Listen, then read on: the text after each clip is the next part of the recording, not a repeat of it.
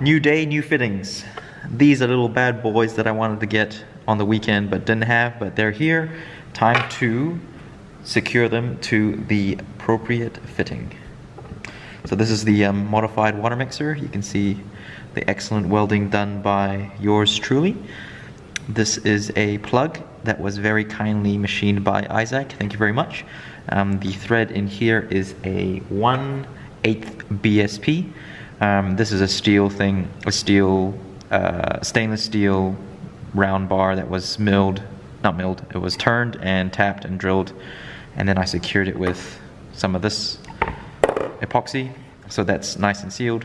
Then this guy is going to go in with some thread tape, and this is going to be the thermostat hose that comes from the block, and that's come into here. Then these two bad boys, these two bad boys are the turbo feed and the turbo drain for the water. Okay, we're about ready to start the operation on the patient. We need to prep the surface. Need to thread tape these bad boys to make sure they get a proper seal. Just a little bit will do. Right hand fitting, left hand thread tape. That's good.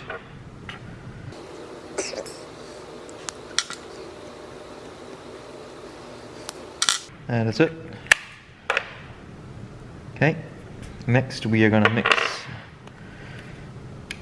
the epoxy.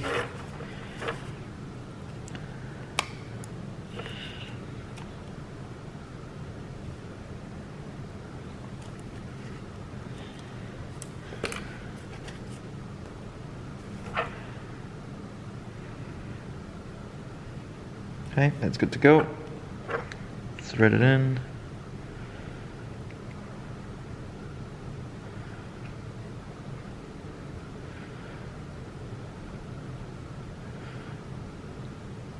There, once it's tight, apply epoxy.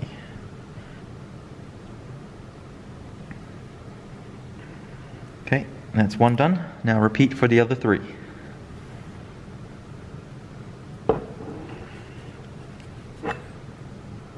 Now while the fittings are drying, I'm going to cut out my intake temperature sensor that I installed into the old rubber intake pipe that I did with the Mega Squirt install, because I need to reuse it and nothing's changed.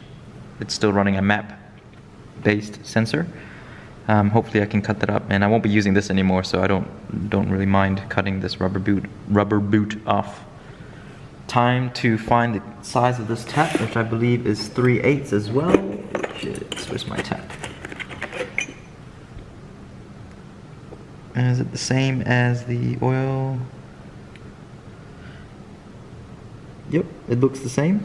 So that's the same size as the oil drain, which is 3/8 BSP. And time to drill and tap the intake. The cold side intercooler. I think before I put them onto the car, I might give them a quick dash of black paint, just to make it that extra stealthy look. Looking at that isn't the greatest, and black will just cover up my awesome welding and also keep all this kind of stealth, kind of sleek. While the adapters are getting painted, let's remove the cold side of the intercooler piping so that we can drill and tap the IAT sensor. Well, that was a mission and a half.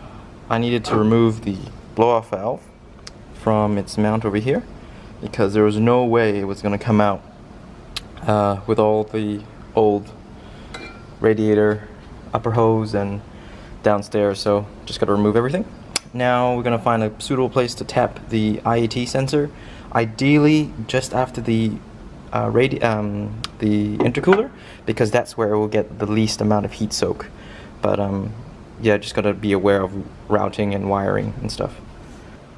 While I've got the intercooler piping out, I might as well remove the old hose that goes into the idle valve, so that I can replace it with a newer hose that goes onto the 90 degree push fitting.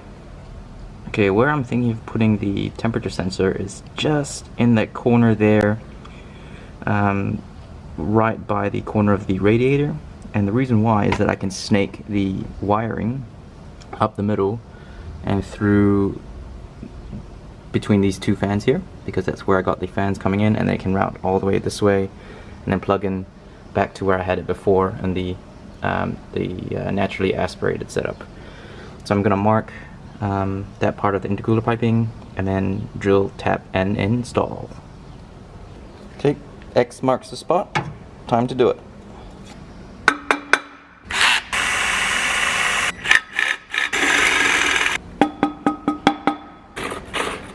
Now with the bigger screw, I can't do it with the little guy, so I need to get the big one again.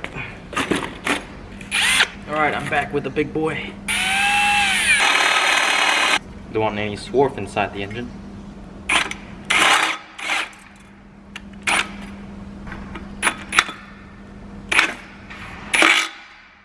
It was pretty painful, but we got there in the end. Okay, time to tap.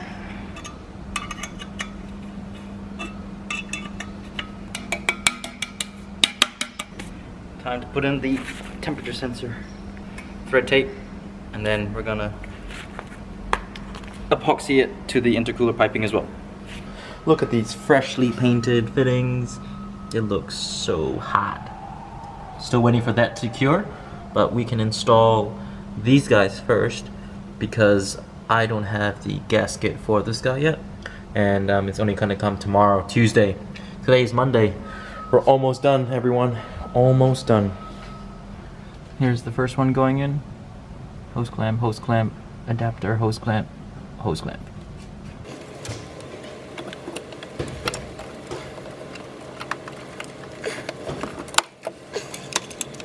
I can't see it all.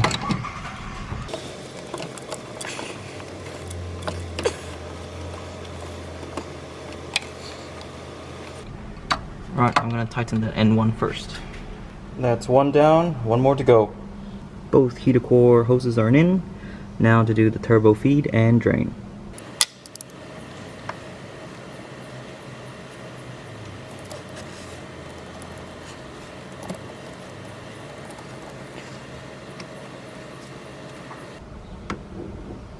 Whoops, I routed it wrong.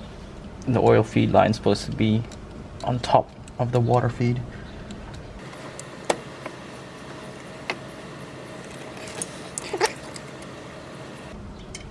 Oh, I got this wrong too.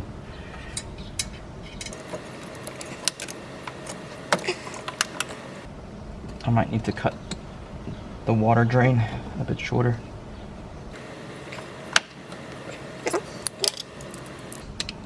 Turn the water drain T fitting so that points a bit up.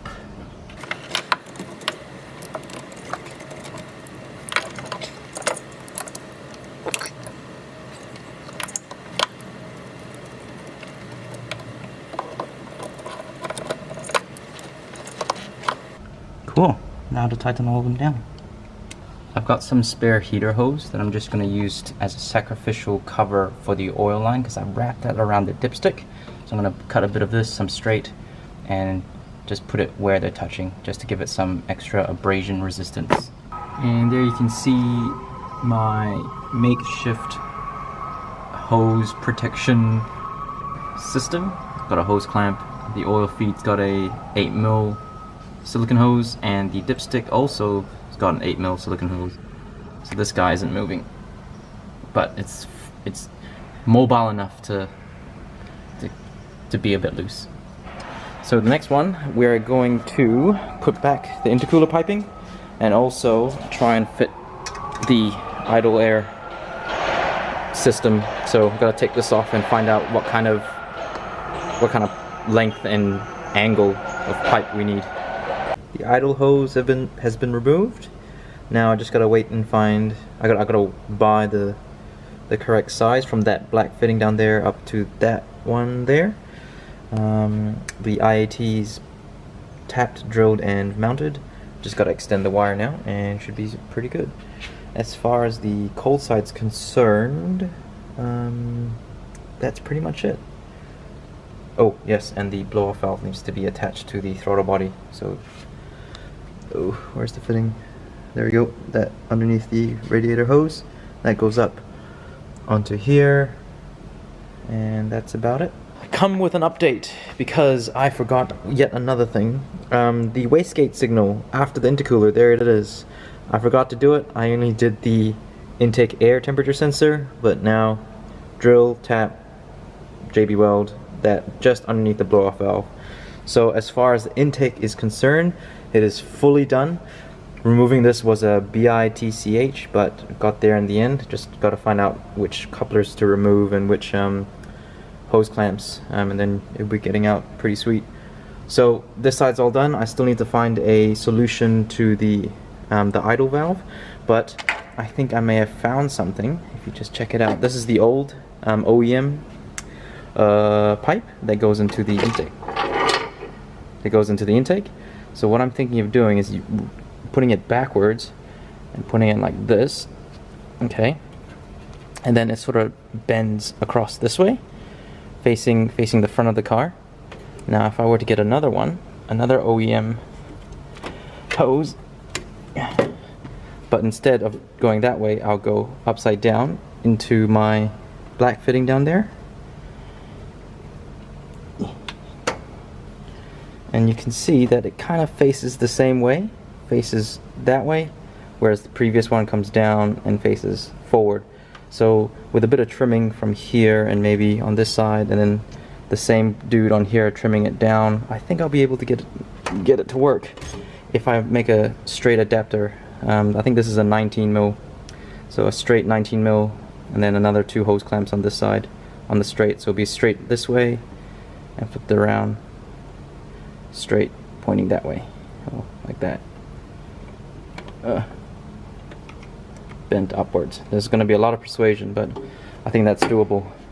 But yeah, I don't have another one of these, so I'm going to have to post on our local Facebook group, and hopefully someone is kind enough to donate this for free, because that's really an OEM part. But yeah, that concludes tonight. It is nighttime outside.